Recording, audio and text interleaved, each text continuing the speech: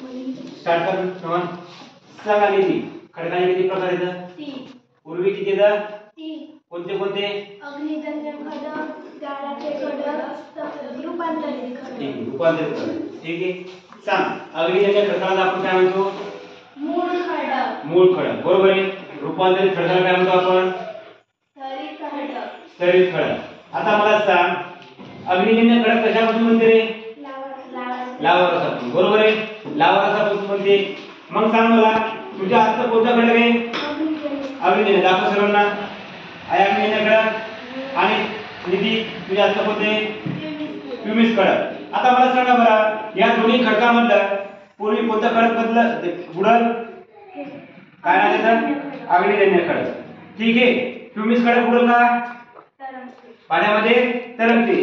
ठीक आहे, सांग बरं निधी मला फ्युमिस खडक कशापासून बनलेला आहे रे? लावा रसाच्या फेसापासून.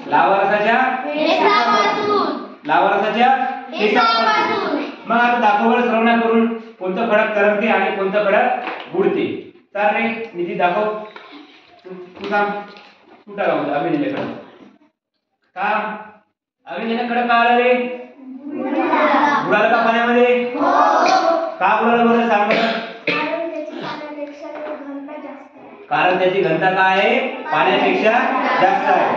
मग निधी तू सांग बरं फ्युमिस खडक पाण्यामध्ये बुडतो का? दाखव बरं सर्वांना. आहे थोडं दाबून पहा बरं त्याला बुडते का पहा बरं. सोड आलं वर. का बुडाला नाही बरं खडक हा?